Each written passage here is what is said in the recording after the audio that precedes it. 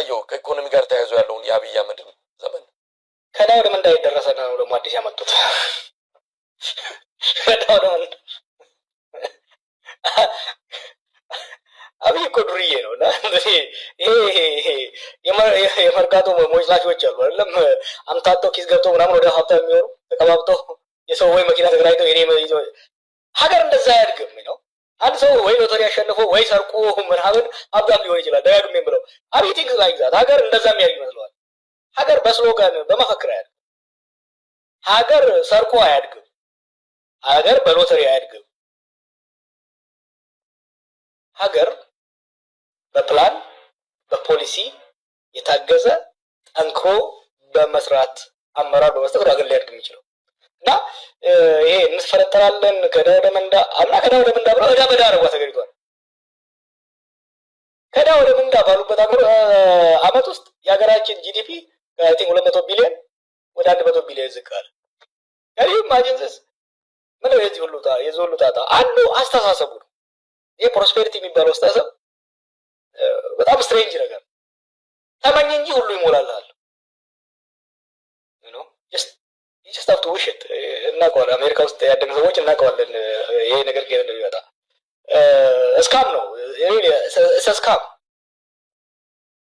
መነሻው አንዱ እሱ ኮሮና እንደኛ ነው። ቅድም እንዳልኩ የመንግስት አቅም ካመናመነ በኋላ የፖለቲካውን ችግር በፖለቲካው መፍታት ይልቅ በዛ በተዳከመ መንግስታዊ አቅም ወደ ጦርነት ገባ። ወደ ጦርነት ሲገባ ጦርነቱ የሀገሪቷን ኢኮኖሚ በላው። ከ60 እስከ 100 ቢሊዮን ዶላር የሚሆን በትግራይ ጦርነት፣ በአማራ ጦርነት፣ በኦሮሚያ ጦርነት ዲስትሮይ ያደረገው የመሰረተ ልማት መውደም፣ የውጭ ኢንቨስትመንት መጥፋት ሁሉም ተደባብረው መጡ። ከዛ የተረፈችው ምን ቢያደርግ ይሻላል? ትንሽ የቀረሰችው ነበር በልጅ ላይ በጣም we are so unlucky እኮ በዚህ ጊዜ እንዲህ አይነት ሰው እንዴት መጣ የሚለው ራሱ you have to really ask ፈጣሪ ምን ብናደም ምን በበድለው ነው በዚህ ጊዜ እንዲህ አይነት ሰው ያመጣው?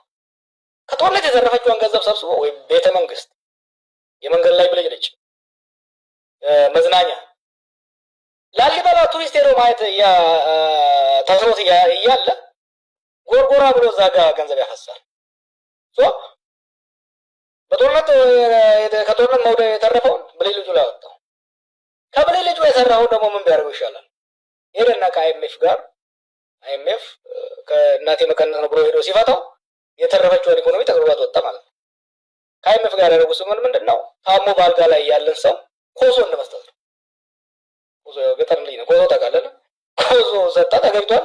የሀገሪቷን ኢኮኖሚ ተግባባት ነው ያደረገውና አሁን ክራሽ አደረገ። ኢኮኖሚ ዳን እና ኢኮኖሚ መዳከም ብቻ አይደለም ኢኮኖሚው ሙሉ በሙሉ ወርቆ ያለበት ሁኔታ ነው ያለውና የሚያሳስበኝ ክራይሲስ ውስጥ ትገባለህ። አንዳንዴ ሳታስበውም እኮ